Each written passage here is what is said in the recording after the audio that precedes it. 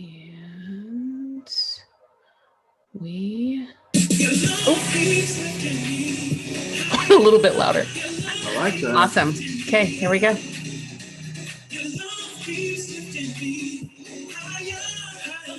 Ooh, welcome, welcome. Ooh, we got Christian Fuentes in the house. Hey, Christian.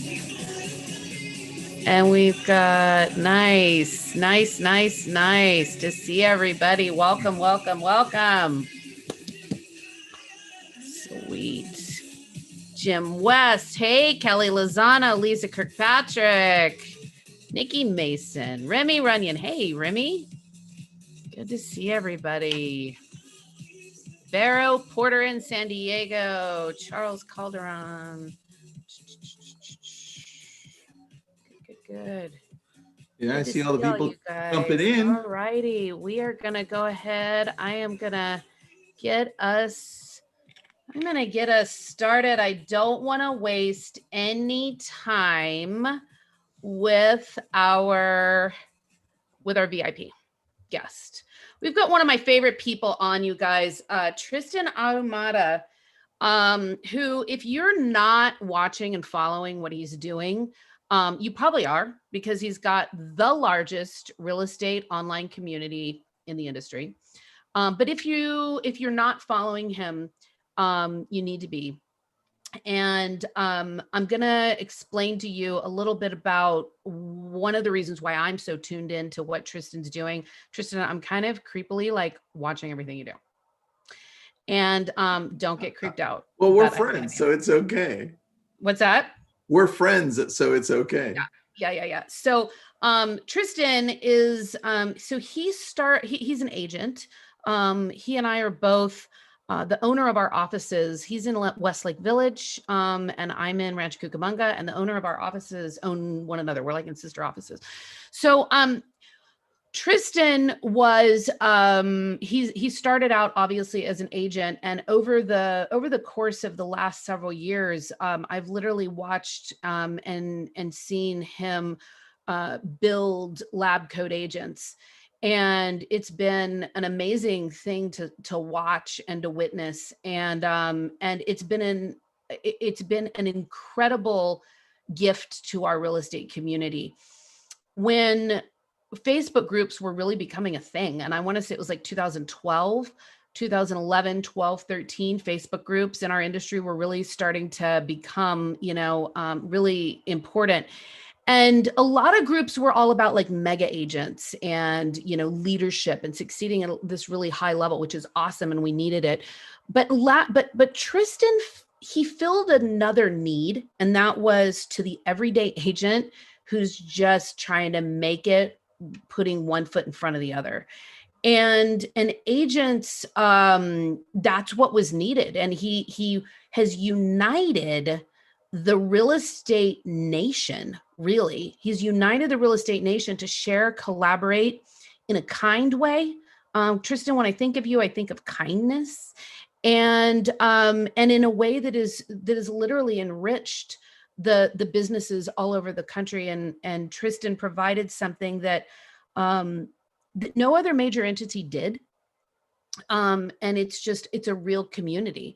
So I want to honor and I want to acknowledge that it's been really been really cool to watch, and be a part of it. I mean, I'm a member of your community, so it's not just like I'm this, person sitting watching you do this. I'm a part of it, and I'm grateful for what you've done. And so Tristan has a real estate team, and then he's also built this. He has built other Facebook groups. He's got something called a Brilliant Tribe. And, I get a lot of emails, as we all do. And there are a few that I don't delete. I mean, every morning I kind of stumble out, make my coffee. I have my iPhone, and I just start going through my emails, and I just hit the select button, and I hit, I just start selecting, right? And I probably select, I don't know, maybe 70, 80 emails, and just hit delete all at once. One of the ones I don't select for that delete dump is a Brilliant Tribe, and it comes out twice a week. And so subscribe to it if you haven't already, because he really shares some profound things that are going to just make you a better person, make you a better realtor. And And I know I'm talking a lot, but I have a lot to say about this because I'm very passionate about it. And I'm gonna shut up in a second and really we're gonna start diving into the mind of Tristan. But what has gotten me even more laser focused, Tristan, on the work that you're doing is because I personally was shaken when I saw big tech, if you will, flex their muscles and silence, and this is not a partisan statement whatsoever. It's looking above that. This is looking at like the power, right? They silence the commander-in-chief of the United States of America. That is ballsy, and it's powerful, and there's nothing he could do about it.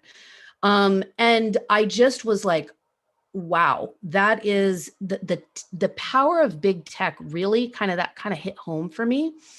In addition, what happened right after that? Then we all get blown up with these headlines about how Zillow bought showing time, and everybody freaked out, right? That Zillow bought showing time. And I'm watching the rise of Zillow. And I'm thinking about what big tech has become and how we've really leaned on big tech in this pandemic. Big tech, I mean, Zoom brought the world together in a pandemic, right? If it wasn't for that, DoorDash, Instacart, they became necessities because people were afraid to leave their home, still are in many respects. So big tech is just, it is this, it's the, it's huge and it is powerful and it has the ability to silence anybody. If they can silence the commander-in-chief of the United States of America, they can silence you and me. And Tristan, I would argue is somewhat unfazed by that. He has built not only a huge, massive, following on social media, but he's got spread across many different platforms that we're going to talk about. And has big tech, is Zillow and all of these, are they trying to become what Expedia was to the travel agency, what Uber and Lyft have done to the rental car industry, what Amazon did to bookstores? So that's what I really want to talk about, and how we as realtors need to really know how to build a community and not rent our business from tech, but how to own it, right? So, so Tristan, okay, that's my big long intro. And I really want to get your thoughts on all of that. You consult Fortune 500 companies now. You are arguably the largest real estate influencer in our industry right now. And you're bigger than Inman. You've got a bigger following than Inman. So what would you say right there? Let me just stop there and ask you, what's your thought on everything I just said about big tech and realtors and that kind of thing? Well, my dog agrees with you, so that's a good start, right? My dogs are going to be talking to your dogs here in just a second. So, yeah, you know what? You brought up a lot of great things, and I'm going to go back to see if I can answer them in the order you brought them up. Number one was the fact that Twitter shut down Trump, right? Well, I'll take you through the process. People were like, "Oh my gosh, it's the social media companies that have this power, and it's crazy. Maybe we should shut them down." And then you started seeing who really had the power, which was Apple and Google, right? They're the ones who control everything. That's why Facebook's so upset right now, because now they're saying, "Hey, guess what, Facebook? We're going to no longer allow you to track people the same way. And we're going to let people know that on the app when they open up Facebook. So we're going to give the people the power. And if you don't like it, that's too bad, because we just shut down Parler, and so did Google, right? So who has the power, right? It's Apple and Google. They're the ones who have the massive, massive power. Yeah. And then if we go and move forward, and we're like, well, what is it that we can do about it? And I think that's where what you're saying is, when we can create these communities inside of social media, inside of the internet, and outside as well, right? That's when we start creating powerful communities that can come together. Because look, if Facebook shut down, that's awesome. You know, I still have email. If email shut down, that's great. I still have Google, right? And so we keep on going that way. And I think a lot of people just rely on one thing. This is why they're so upset at Zillow, because they look at Zillow, right? And you take a look at what they have, and they're building just a tech company on top of tech, on top of more tech, on top of more tech, that wants to take out the agent, right? That's what they want to do. They want to just replace the agent and make us just less powerful than what we are. And I don't know if that's ever going to happen, because I do see us shifting a little bit, and I do see some real estate companies also pivoting. I mean, not all of them. I mean, a lot of them are just tooting their horn and saying, "Yeah, we had an amazing year last year," right? And they didn't really do anything. It was just they were in real estate. That was They it. rode the market, right? They rode the market. Yeah. That's the problem. And you look in the back end, and you like you pull back the curtain. It's like, well, what are you guys really doing? Where's the innovation, right? And Mhm. there isn't any. You look at the most innovative brokerage out there, it's probably Zillow, which sucks, right? Yeah. And Yeah. I mean, there are companies that are pushing some innovation. I mean, there's Keller, who's trying, right? And then there's EXP, who's trying, right? I say both of them are heading in a good direction.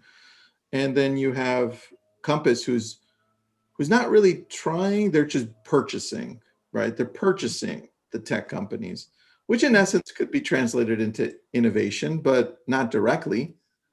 And so when you look at Rheology, it's like, what are they doing? Because they're pretty massive. When you look at Remax and other companies, I think there's a massive opportunity for a Zillow, an Open Door, a Redfin to come in and take even bigger market share, because the people that we put in charge through us choosing our brokerages aren't really doing much about it. And NAR, NAR is pretty scattered. It's like they're doing so much, they're not really truly focused on the future agent. They're worried about making sure that we can hold on to the things that we do have, and to maintain that position that we have as an agent through what they're doing at DC, right? Those are all cool things, but what about the future of us, right? It's rapidly changing, and nobody but Zillow, Redfin, and Open Door are paying attention.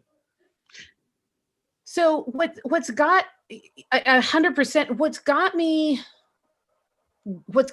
my attention is the fact that, Zillow, I don't know that Zillow's even that focused on us. They're focused on the consumer, They are 100. right? And what they've done, they're on a marathon. They're playing a long game. What they did was they trained the consumer that through a Zestimate, they could instantly find the value of their home. It was revolutionary. It was revolutionary. You could just type in your address and you could find out how much your house was worth.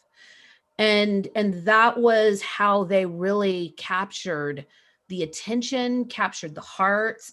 Accuracy wasn't on their radar, but that was how they captured the attention and the hearts of the general public. And then they started, then they got the IDX feeds, and they started, and they've just become so robust. So they're meeting a need that consumers want. Yeah. And the problem that I'm seeing, Tristan, is that consumers are going to Zillow first. So like, we can have this great technology. We're like, oh, well, I've got end to end, this and that, blah, blah. But if Zillow's already intercepted the consumer, I call it almost the greatest interception now. They're in they're in the intercepting business at the moment. They're getting the consumer before they get to us. They're getting the consumer at 11 o'clock at night in their PJs with their laptop in bed, right? And Yeah. it's like, just, you want to list your home for sale? Just enter in some information. There you go. You want to Yeah. buy a home? Here you Pretty, go. Click pretty, buy now. yeah. And I think it's pretty easy to, like I said, infiltrate our industry because the MLS boards are they don't get along, right? Mhm. It's outdated. The fact that Zillow was the first one to come in and create a national IDX is insane, right? We can't even get along to be able to create that. Right. We're too So fragmented. yeah, it's I think we're going to continue as an industry to give more leadway to have Zillow, Redfin, and Open Door grab more of our industry. But I do think that you're going to start seeing a massive separation between the mega teams and teams Mm, that are going to also take advantage of this because that's our future here. You're seeing now teams and mega teams function as brokerages because they can move faster, right? We can move faster. Like I know exactly what I need to do, and guess what? I'm doing it. I'm not waiting for a brokerage to right. do it. I'm not waiting for NAR to be like, hey, hold on, let me do it for you, right? I'm definitely not waiting for Zillow or Redfin to catch on to what we're doing. I mean, this is why we go and move forward with things that they're not even trying right now, right? But the only way we can do it is in a niche market because I don't have the finances to go all around the United States and they don't have the finances to go deep into our niche. I love That's it. where we went. So that's exact. So it's like, okay, well, it's all like, what? We don't want to be like doom and gloom, give up your license. I'm going to go be a greeter at Walmart, which, believe me, there are days that I would like to be a greeter at Walmart. But um it's not about that. It's about what can we do. And I see that you've built a community. And so talk to us a little bit about when you say, build a niche. Obviously I've got a niche, but I want to hear from you when you say build a niche and go deep with that. Mhm. What is your strategy? I don't even want to call yours a pivot strategy because I'd say you've been doing it. But what have you been doing? And Yeah, I think that the key is we started looking at Zillow and Realtor.com as a threat probably a little late. It was like 2000 end of 2016, right? And I was like, whoa, they're actually really a threat. And Realtor.com's always trying to play catch up with Zillow. Mhm. So I don't think they're ever going to catch up unless they get rid of the whole executive team. They're terrible. They just follow and they don't really innovate.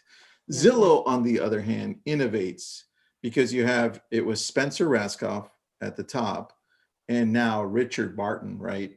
And they're both innovators. They've created things. They don't think like executives, right? They don't think to get paid. They think to innovate. Mhm. And that's a massive difference. So realtor.com, they're just following. They created OpCity. Now they have OpCity running realtor.com, 30% referral, but they really want to also do what Zillow is doing. Even though you saw on the news 2 days ago or a day ago, they're saying that they're not going to get into this whole Zillow world, but they're acting like it. So I think you look at realtor.com and they're probably going to, they might, now that they sold Top Producer last week, they might be trimming the fat to sell. And if they sell, then they're going to sell to like a CoStar. And then CoStar, if they buy them, then they're going to be able to compete against Zillow. And that's another threat to us, right? So when you look at those things and you're like, well, what can we do? I think that's where we come in as put on your little entrepreneur hat and be like, well, let's see. I'm going to give you an example. I'm in Malibu. What can I do that can beat out Zillow, Realtor.com, Redfin, and anybody else who wants to take a piece of Malibu? Well, I know that they're going to go online and they're going to do the same thing I'm doing, but they're not as niche. They're going to go to Google PPC. They're going to go to Facebook lead ads because that's where I mean, you look at the back end of what they're doing, that's what they've done. And then on top of that, they throw SEO, right? Through blogs and through anything else that they throw in there. So what if I can do that in a niche way? And I can focus more on Google reviews. Don't go to Zillow reviews, right? That's like, you're just feeding that beast. Right. Go to Google reviews, or if you want, go to your own reviews. Create your own set of reviews through video with more SEO content in there, right? Then check out to see how it looks to buy some pay-per-click ads, right? Some Google AdSense on Google. How does that look in your specific area using keywords like little tracks, the tracks in your area? For me, the beaches, right? The small beaches in my area. And that Zillow isn't playing that game. Zillow's playing the Malibu homes for sale, Santa Monica homes for sale, Calabasas. They're not playing the tracks. This is where we start going deeper in, and we're like, okay, I know the area better than Zillow, better than Redfin, better than everybody, right? So this is the opportunity we have to grow in deeper with that. And then on top of that, we all have a database, right? We all have a database, even if it's just your phone, you have a database. Yeah. And so with newer agents, I tell this versus the older veteran team, mega team agents. With newer agents, I say, look, it's easy. Grab this. There's a little app for Android and Apple. It's called MC Backup Pro. So M mother C cat, MC Backup Pro. You go there and you export your whole database on your phone. And when you finish exporting it as a CSV file, you upload it to your CRM, whatever your CRM is, right? If you're with KW, it's Command. If you're with EXP, it's KV Core or whatever. The point is you upload it, and now you start deciding who you're going to call from your database. Because a lot of people are like, well, where do I start? Now, if your team, I say, well, do that with all of your team members, because we all have databases, right? I've got 100,000 people in my database, and we don't just leave them there. We do two things that set us apart. Number one is more on the automation. And that's where my dog agrees with me again. That's more on the automation. That's where we go in and look at dynamic ads for real estate, the retargeting process through Facebook and Instagram. And that allows us to pop up our IDX feed on Facebook and Instagram to our database. And that's the same game Zillow and Redfin are playing. Right? But when we look at companies and brokerages, and we ask, and NAR, and we're like, hey guys, are you retargeting, right? They're like, no, that's in the works, right? We're gonna get there. Yeah, it's on the agenda for the board meeting in October. We'll discuss it. Yeah, and it's tough, you know. Yeah. It's tough when they're falling behind, and this is why I say the teams, right? The teams that can maneuver these waters quicker and go deeper are going to win. And that's why we're going to rise to the top. And then you're going to have some brokerages, I have a feeling, are going to start breaking out into these boutiques, and the boutiques are then going to function like large teams, right? That's who's going to win. Yeah. So, and I'm a huge analogy person. Sometimes it's helpful to, like, you think of, okay, the travel agency or the travel industry, right? And who Richard Barton was responsible for Expedia. He was the CEO, or I don't know if he was a founder or whatever, but just by the way, that's the CEO of Zillow now, is the CEO of Expedia, that essentially put the travel industry out of business. But he didn't completely put them out of business. And so when you think about what did the travel agents do? Well, many of them pivoted. So one is corporate travel agents, right? In the corporate sector, you don't have Cisco going to orbits to book flights, right, for their executives. In the high-end luxury travel, people who want to take an around the world trip, they're probably not going to go and do it themselves online.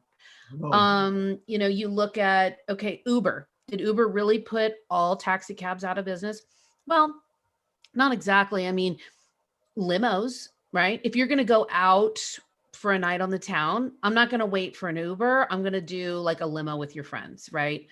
Um, I even think about like HelloFresh or those types of like meal prep kits, right?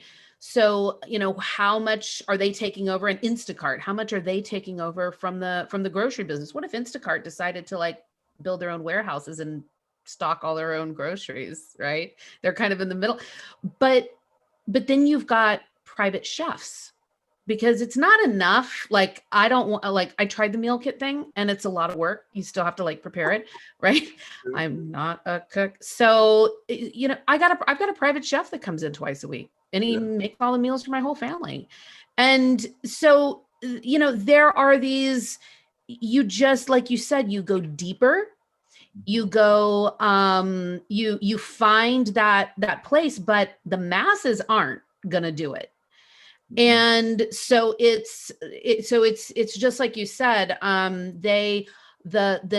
The Zillow is more of a jack of all trades. They're all things to all people.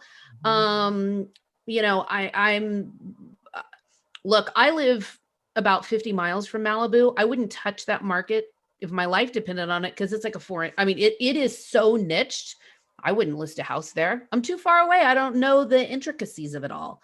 Yeah. And so, let alone am I some Zillow things. So yeah. So I mean, I think that is where, like you said, we're going. Teams are able to pivot. They don't have bureaucracy. You don't. Teams have the budget. They've got, you start talking about redirects and all of this automation and stuff, into an average agent that's literally just, they're still putting out their own open house signs, they're still writing their own offers, they're doing all that's just mind blowing. So they Yeah. depend on the leverage of a team. I would say that's where we're going. Would you kind of agree with that? Yeah, and then that's totally true. And it's a benefit to both. I mean, it's a benefit to the team as a whole, the team leader, right? That's Mm-hmm. and then it's also a benefit to the single agent, right? Like for instance, my agents, single agents, I'll bring up one who had alone, he had like a $21 million volume year last year, just one agent on my team. And there's no way he can do that on his own, right? Because we supply him with everything. We supply him with the leverage so that he doesn't need an admin, a TC, photographer, marketing, lead generation, processes, systems, and the leadership. Because if it was up to him, he's so worried about getting another listing or another buyer that he's not paying attention to where the world is heading. That's my job, Yeah. right? And so that's part of it. And then what you're going to see shift, it's already happening, but you look at Zillow's financials that they just released, and you can take a look at all of the data and where they make their money and all the companies they own, right? All of a sudden, you start seeing where they're heading, right? Mm-hmm. Title company, mortgage, right? What else are they adding? They're going to add probably insurance. They're going to everything having to do with the home process. And Gary Keller said that probably like 2 years back at a family reunion. He's like, well, instead of waiting for other companies to take a piece of our commission, why don't we just beat them to the punch, right? This is why he started Keller Mortgage, Yeah. right? So it's that idea, but we need to move quicker, right? That's the thing. We can't wait, because now Compass just bought a title company called Modus, right? And so everybody's trying to build in these little companies that they can make more revenue off of, because at the end of the day, look at all the 100%ers that are coming out, where they're trying to cut out that split. And the only way to make money then is on the ancillary items, Ancillary services. Yeah. title, mortgage, and whatever else they come up with. So, part of that future thing is going to be like the training, like what Keller has, right? And now what we were seeing with EXP, they just bought Success Magazine too. So that's going to be a coaching section, but for a bigger industry as well. So That you're a proud contributor to, by the way. yeah, there's a lot of things going on, but I don't think the average agent needs to worry about that, right? This is why I'm always like, either join a strong office and or join a strong team that's progressing, Yeah. because you're going to be left behind by the end of the day, because it's just the world's moving too quickly now, especially after COVID. Yeah. Yeah. COVID was obviously a huge game changer, and tech just continued to rise. The dependency on tech continued to rise. So I want to talk about how you have built a community and how you have become an influencer. And when you be and I know we all talk about like the Kardashians being these influencers, right? I mean, literally, I think Kim Kardashian, she like puts lipstick on and she makes like $20 million, right, from it.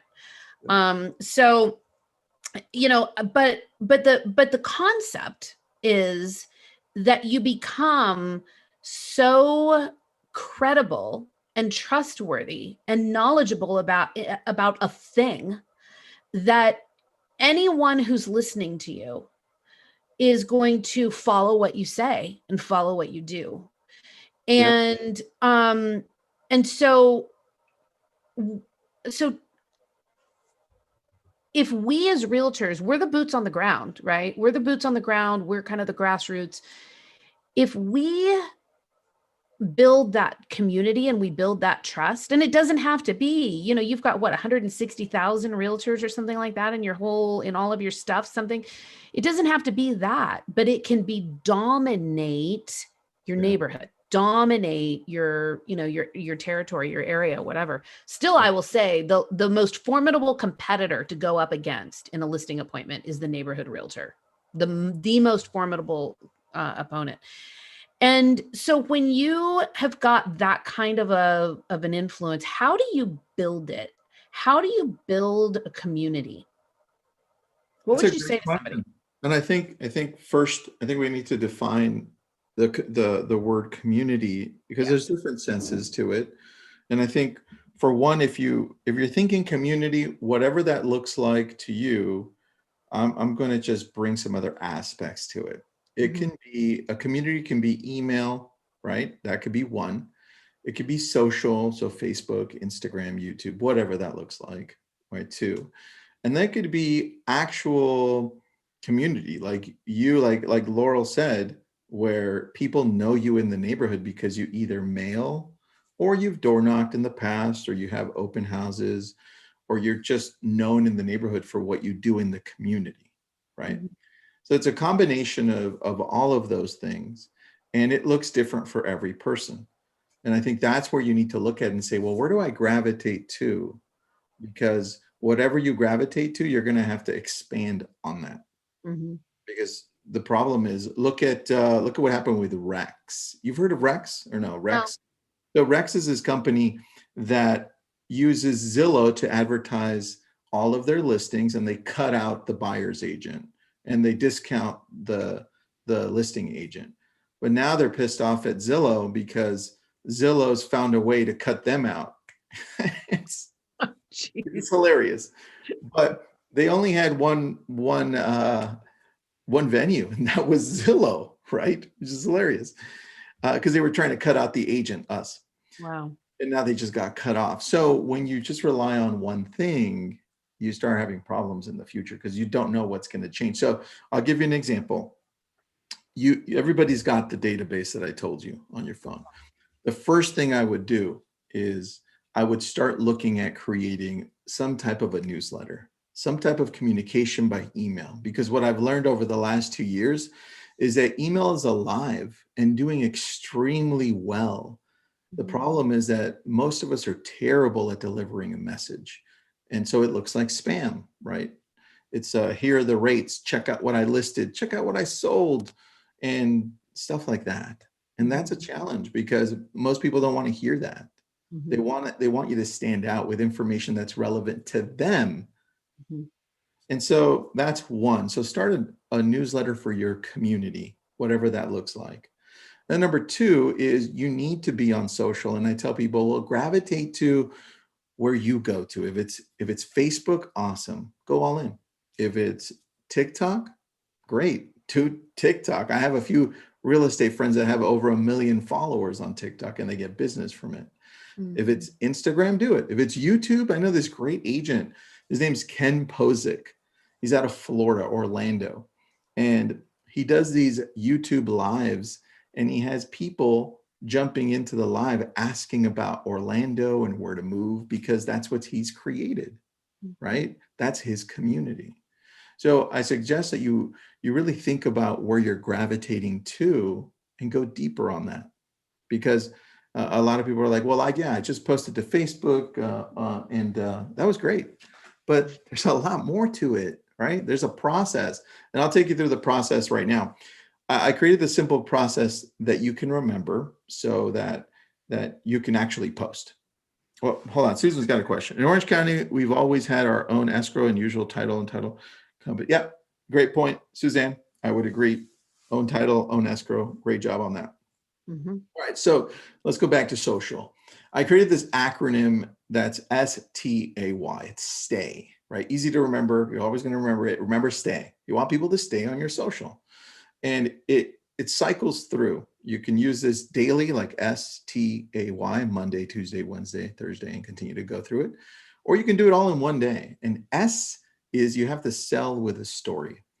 The challenge is that we're all great at selling on social. It's like, hey, I just got this open house. I just listed this home. I just got this buyer. Check out these reviews, right? But Right. there's no story behind it. You need to Mhm. hook people with a story, right? Mhm. If you're at a Mhm. home, find the most unique part of the home or find the reason why the seller is selling the home or why they bought it. Why they Mhm. bought it. Tell a story. So sell with a story is number one. Number two is teach. We have so much knowledge, right? We all have knowledge here and there, but what about the inspection? What about the loan? You can make a 2, 3, 4 step process on what to look for in a home inspection instantly. Most of us can, Yeah, right? Write it absolutely. out, do a 3 to 4 minute video, and you've got your teach, right? Mhm. So S, sell with a story, T, teach. Next. And this is where I thrive on A, which is advice, right? A. Mm. And I love Star Wars and I love Marvel comics and I love technology a lot. Mhm. So I use that to connect with my audience. And people are like, well, why are you talking about things that are not real estate related? I'm like, because most people will connect with me through the things that I love. That's how you find your tribe. And Mhm. then you pepper in what you do for a living. People do the reverse, right? Yeah. And so the key is you see all the videos that have gone viral, either on TikTok, Instagram, or Facebook, or YouTube. It's all of my tech stuff. It's all the junk that I buy. Like I bought Baby Yoda's portrait on TikTok, right there, from a TikTok artist. And I decided to just put it up and I got 100,000 views on that. Oh my God. Then I got this other tech piece. I got 1 million views on that just for showing how it works. It's I ridiculous. did, I have to say real quick, I watched, you did a video because you've got an amazing camera situation going on with like, it's kind of blurred in the background Yeah. purposefully, you're all this and whatever. And Mhm. so you did, and it's funny because talk about me, and I texted you this. I said, you literally are meeting your audience where they are. And because you meet me where I am. And I feel like I represent everybody. And so I'm like, what is that about Tristan's camera situation? And sure enough, voila, like, the fairy godmothers, you just drop this new YouTube about what my camera is in my setup. And I'm like, oh my God, that's so cool. It was like a 10-minute thing, whatever. And I started watching it. And I will have to say, after like 5 minutes, I'm like, dude, I'm out. Like it's cable this, it's that, it's plug in, it's lens, it's this lens wasn't good enough. Buy another what. So I'm like, I just need to hire somebody That's and right. have them watch it, go watch this video, and then make that happen on my computer. So anyway, so 100%, and I'm a follower of yours, and your tech thing, it matters to me because that's how you deliver content, and that's how I deliver content as well. So So even though you got all into that, it's applicable to your audience. Even though it doesn't necessarily sound like it's directly related, right? Yeah. Okay, what is why? Did we miss why? So why, after advice, things that you're great at, why is just you? Talk about Mm, you. I mean, God, I love this. I I freaking love love. I love peanut butter and jelly sandwiches. So I'm like, I took a few bites of one and I'm like, I bet you other people love this stuff too. I took a picture, put it up on Facebook over the weekend, and I got a lot of love. I was like, I knew there were peanut butter and jelly lovers out there. I saw that one. Yes. I Uh, saw that one. That was awesome. I think that's Okay. the secret, right? That's one part of the two-part secret. Okay. SEAY. It's Story, teach, advice, you. easy. You got it. Now, the second part, I also made an acronym because I won't remember anything otherwise. It's LCM, LCM. So Larry, Cat, Mother. Okay. And that's like, comment, message. So let's say I gravitate to Facebook, right? So let's say I'm on Facebook and in my feed, Laurel, you pop up. And I'm like, I could just be like, and then go to the next one, go to the next one. But instead, I'm like, I've set 15 minutes a day for this. So let's go deeper. I see your feed, I click like, I comment, and I'm like, I love that you're here or wherever you're visiting, right? Very cool place. And then I take it one step further. This is where your engagement and your growth starts happening. I take it one step further and I message you privately. Mm. And I say, I'm very particular. It's not going to just be like, love it. It's going to be more like, you're at a cool place. Can you tell me more about it? How do I get there? What is it? Or if they're eating something, you know what I would recommend? I'd recommend you try a grape jelly. That's so good, right?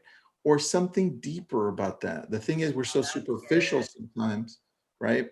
And people always ask, well, how do you get so much engagement and growth? I'm like, well, I take time to put into everyone, right? So it's a two-part process: content and engagement, actual engagement for me.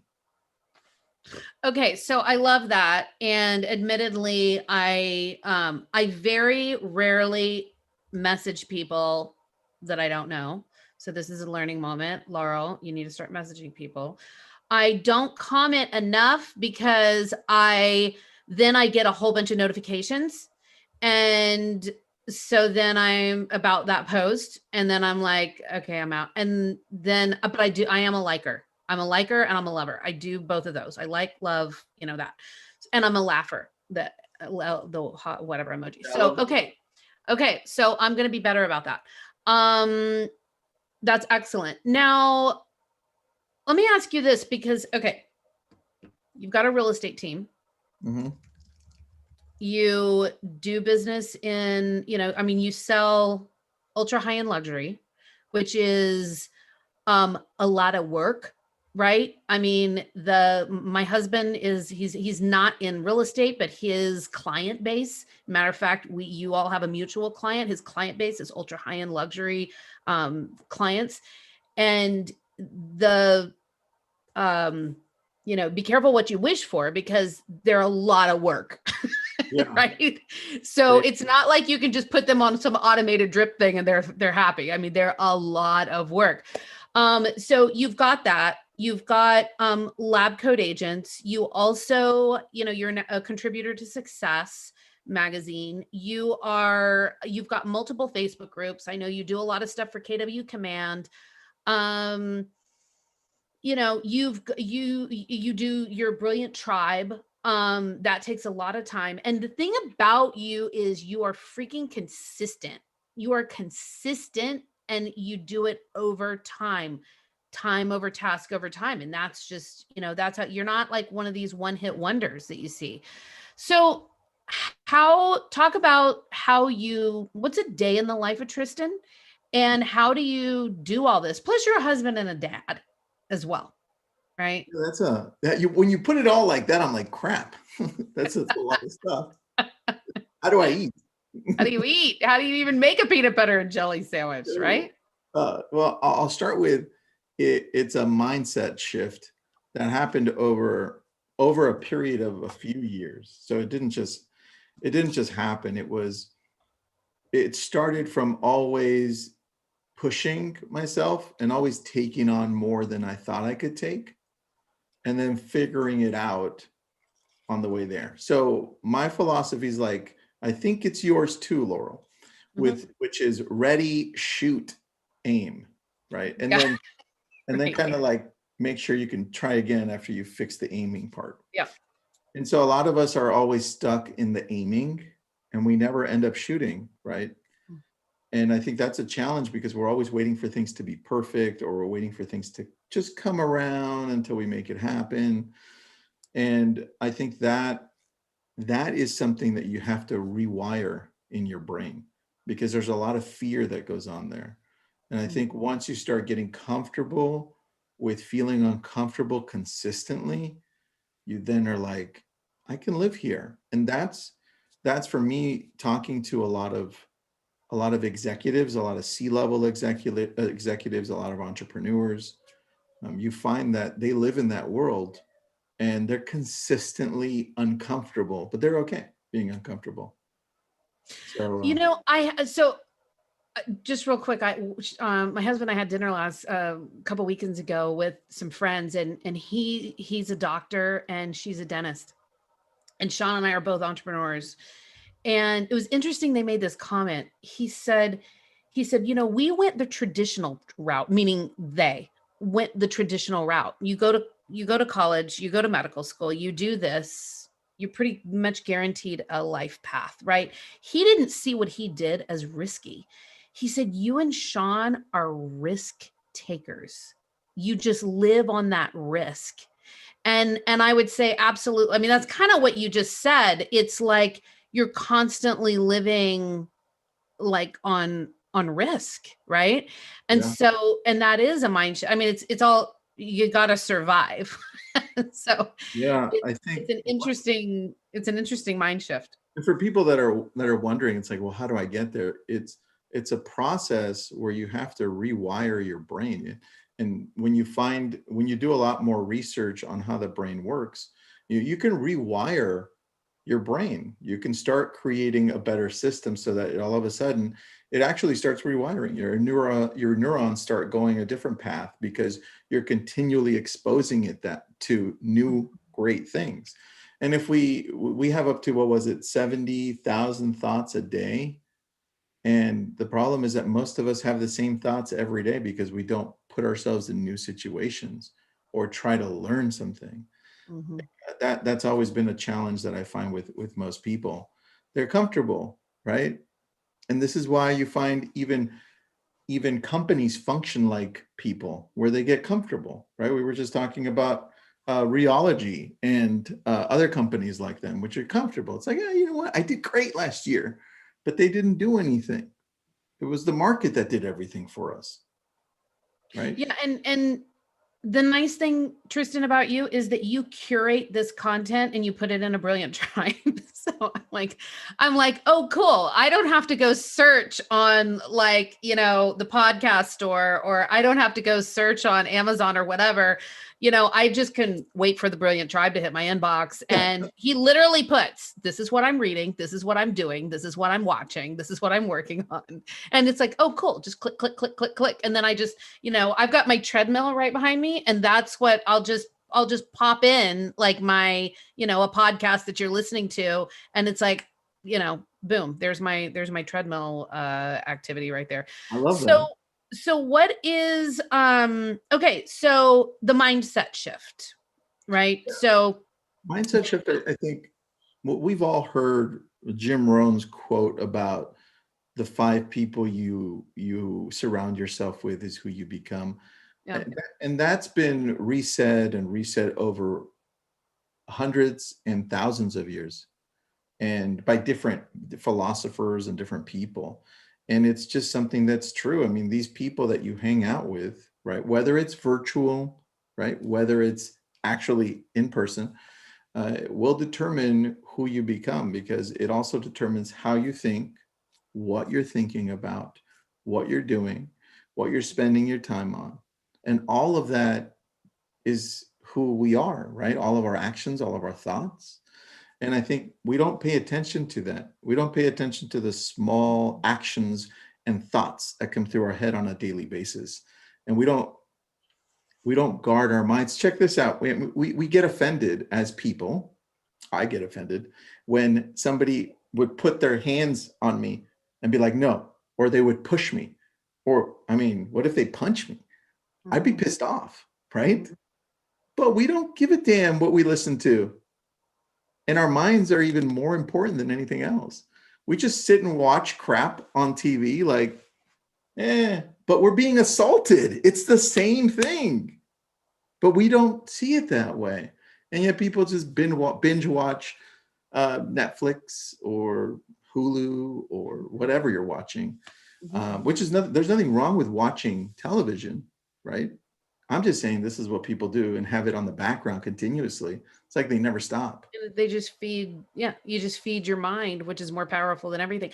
So, Tristan, did you, as you've like say risen, right, in your growth journey, and you're, you surround, and I'm a complete believer in who you surround yourself with is really who you become and who you are.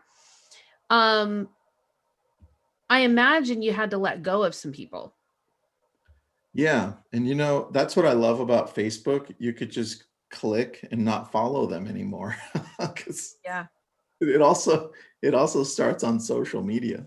Yeah. And if you're like me, who's more like an introvert and like I care what people Are think. you?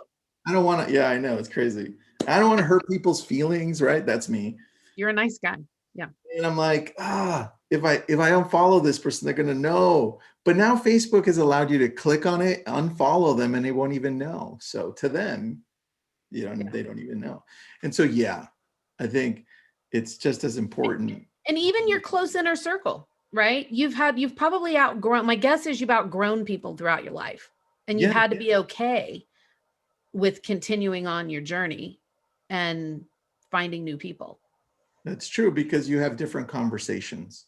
Yeah. And I think sometimes the harder the conversations, the more you can grow from them. Mhm. Because when you start, it always reminds me of Abraham Lincoln when he would surround himself with people that didn't agree with him, right? And of course, he'd have people that agreed with him. That's normal. We all do that. But it's the people that don't agree with you. That's what really helps you grow because they're like, especially if you have a mind like Laurel or like me, where when we think about it, we're like, was that was that right? Maybe I should rethink that, right? Mhm. Mhm. And so when you start questioning more, you start growing from it because we don't just take things for what they are. Yeah. Yeah. We gave our parents a run for their money, probably is a good way.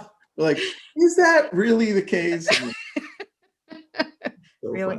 fun. And then tact not tactfully, tactically. That's the word I'm looking for. Tactically.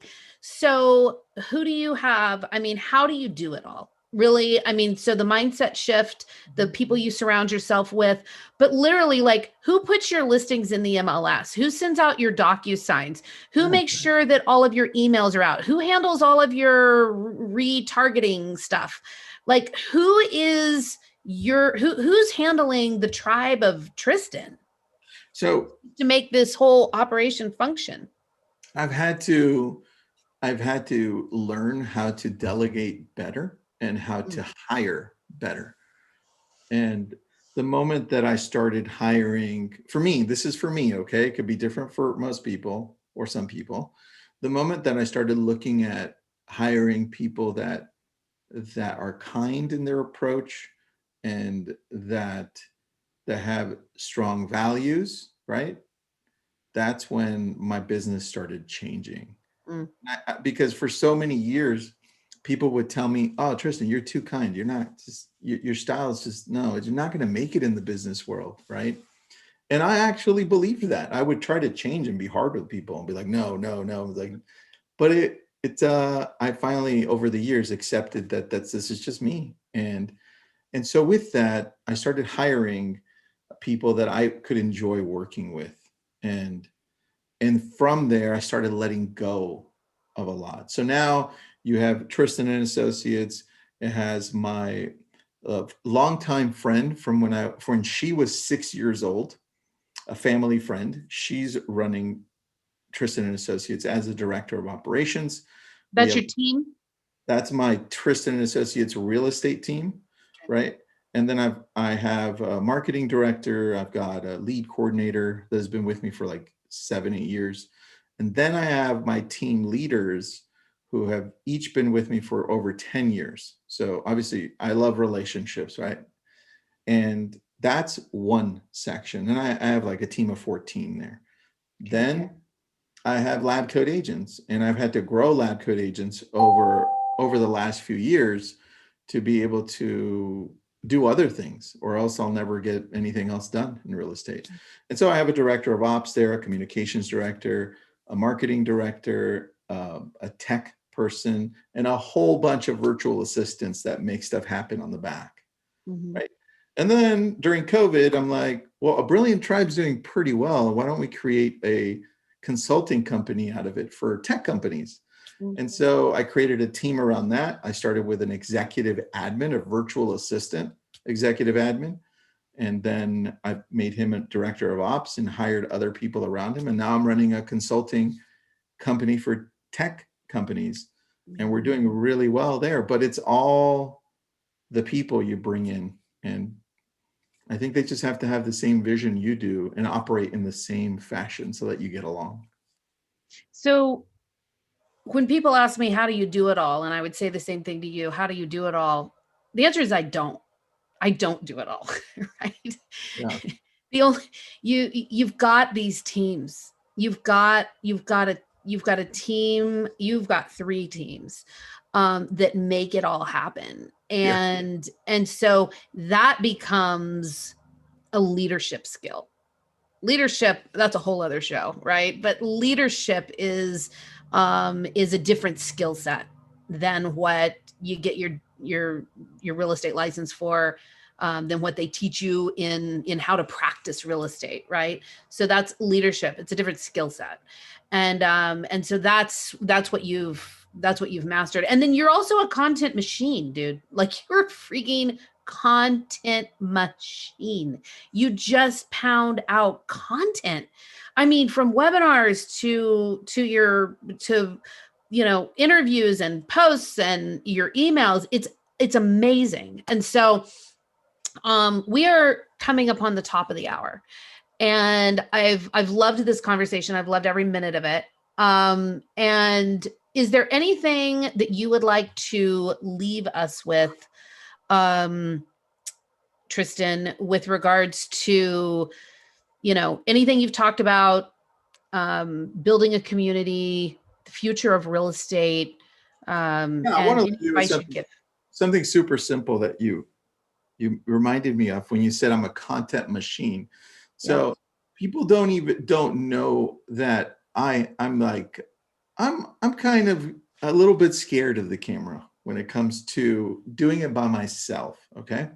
Webinar version, I can jump in anytime. I love webinars. I love interviews. I love interviewing, right? But when it comes to doing stuff on my own where I have to pick up my phone or do those YouTube videos that you see, I overthink it a lot. Sometimes it takes me days. I'm like, Really? okay, do I have it written down? Do I, right? And I just want to be transparent there because I know a lot of us go through that. A lot of us are like, can I really do a Facebook Live? Right? I'm like, well, yeah, look, I fear it all the time. It has never changed since I've been doing Facebook Lives. I Wow. still fear it. And the only way that I've been able to deal with it better is by actually writing it all out. Like just a quick outline, it makes me feel like I've got this, right? Mhm. And for some people, they could just record it, not play it. And then that gives them kind of like the wind down.